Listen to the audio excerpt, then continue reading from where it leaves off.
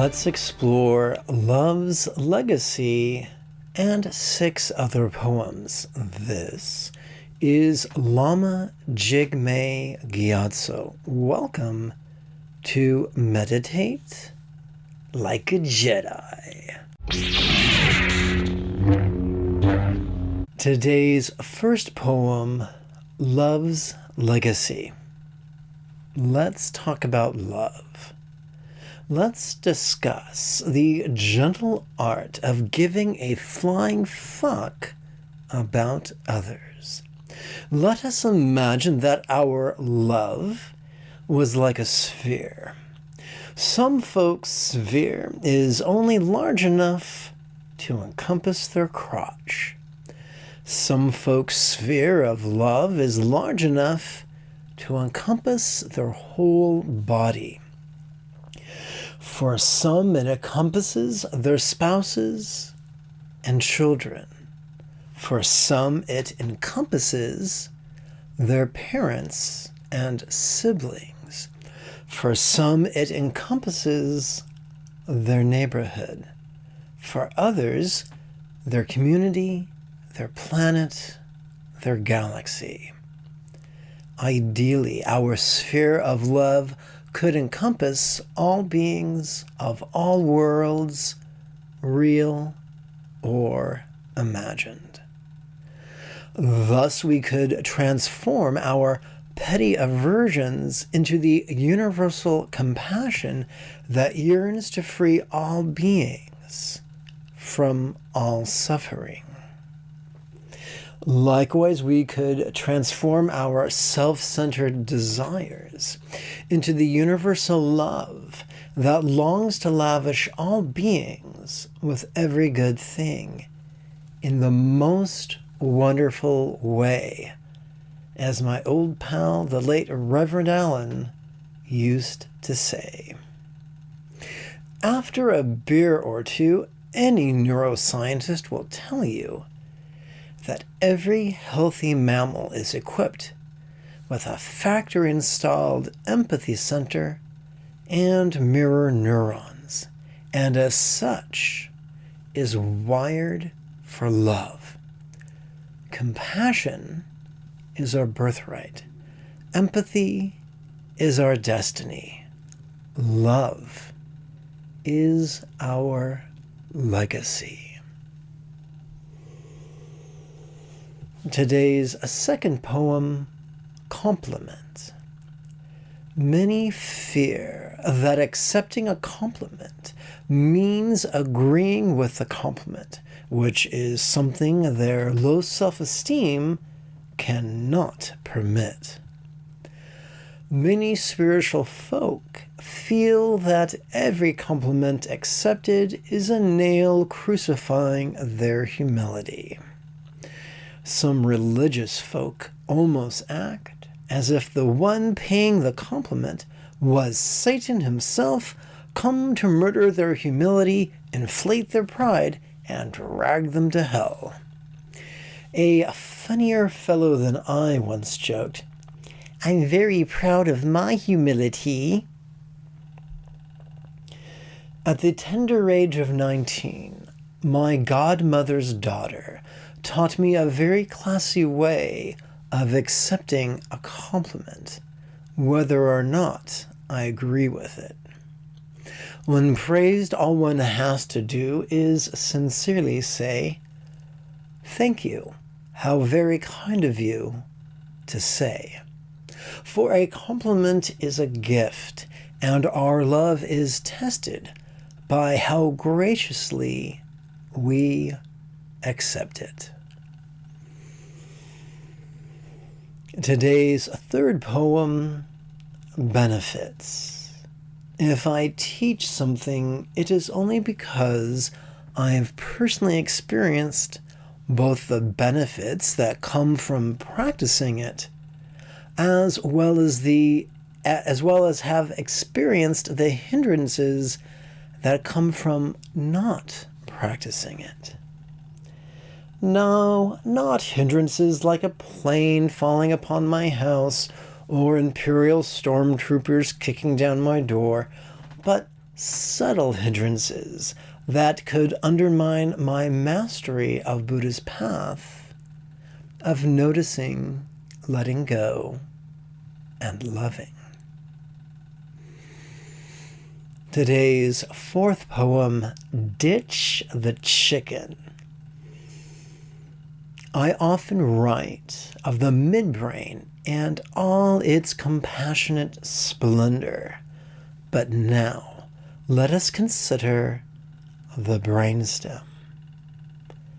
Everything with a brainstem, every simian, every mammal, every reptile, every fish. Everything with a brainstem fears pain, fears injury, fears death, and yearns with every fiber of its being to live, to reproduce, to eat, to rest, and to recreate. Every living being shares these dreads and these desires. And in that sense, an adult is a child, is a dog, is a cat, is a parrot, is a chicken, is a cow, is a fish. We are all of us united, a family of living beings. So, as spiritual folk, as kind people, let's stop paying folks to exploit and murder other beings for our fleeting culinary pleasures, so brief upon the tongue, so toxic to our bodies. Ambiguous. Today's fifth poem is ambiguous. A patriarchy loves to control. Patriarchy loves to manipulate. One of patriarchy's favorite tools to do just that is the cunning use of ambiguity to multiply anxiety, thus increasing the malleability of its prey. In the late 80s, when I was in a Christian fundamentalist cult, a favorite critique bandied about was, "You're too arrogant." If one responded with the utmost of sincerity, "I don't want to be arrogant. I wish to be humble. Please explain how my action was arrogant and what humble alternative could be that I might better grow." They would not explain, they would not elaborate, for to do so could dampen the fires of stress so necessary for successful coercement. In the mid-90s, I briefly crossed paths with a Buddhist fundamentalist cult whose leaders would often say, "You need not fear that, if you but are a pure Dharma practitioner." They too were happy to use a term without bothering to define it, thus stoking the fires of anxiety that could be so useful to dominate others. I have found that those who use ambiguity in an effort to control do not respond well when the good-hearted politely inquire, daring to ask for clarification, like Oliver Twist asking for a second bowl of gruel. The manipulative often respond with character attack, vitriol, and even greater ambiguity. In 2014, I attended a political rally. When the question and answer session began, I raised my hand and awaited my turn. When it arrived, I respectfully inquired what precise steps they were intending to take to implement their ideals and thus usher in a new dawn for humanity.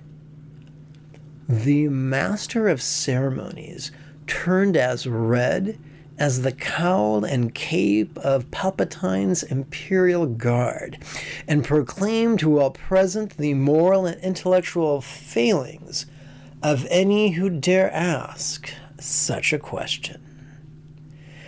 It would seem there is no shortage of angry, controlling folks or the organizations that empower them.